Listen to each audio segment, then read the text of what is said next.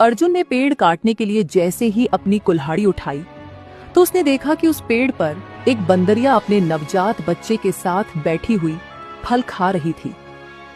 अरे ये क्या करने जा रहा था मैं?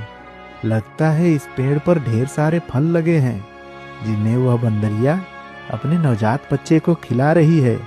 एक काम करता हूँ, मैं कोई ऐसा पेड़ काटता हूँ जिस पर किसी चिड़िया या जानवर का घर ना हो। अर्जुन और आगे बढ़ गया। उसने अपनी जरूरत के अनुसार लकड़ियां काटी और उन्हें बेचने के लिए अपने गांव की ओर चला गया। ऐसा कई दिनों तक चलता रहा। अर्जुन रोज जंगल में आता और उस बंदरिया और उसके नवजात शिशु को देखकर बहुत खुश होता। कभी कभी इनके लिए घर से रोटियां भी लेकर आता।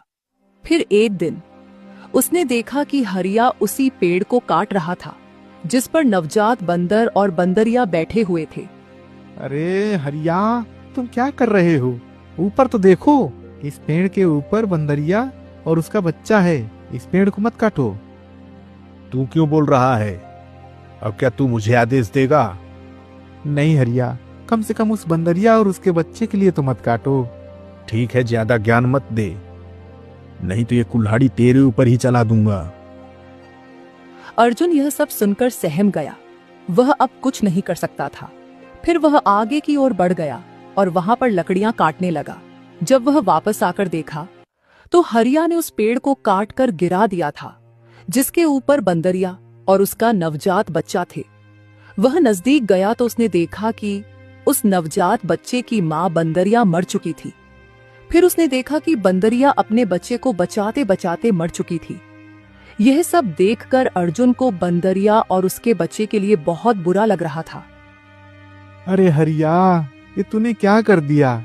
ऐसा पाप क्यों कर दिया? इस बच्चे और बंदरिया ने तेरा क्या बिगाड़ा था? हे भगवान, तेरी लीला भी अपरंपार है। इस बंदरिया ने तो मरते मरते भी अपने बच्चे को बचा लिया। सच में माँ तो माँ होती है। लेकिन अब इस नवजात बच्चे का क्या होगा? हरिया कितना निर्दयी है। मैंने उसे पहले ही बताया था इस पेड़ पर बंदरिया और उसका बच्चा है, लेकिन उसने मेरी बात नहीं मानी। खैर, अब इसे मैं अपने पास रखूंगा। फिर अर्जुन ने एक गड्ढा खोदकर बंदरिया को सम्मान पूर्वक वहीं दफना दिया और नवजात बंदर को अपने साथ घर ले आया।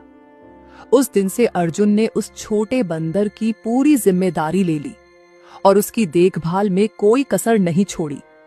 वह उसे अपने छोटे भाई की तरह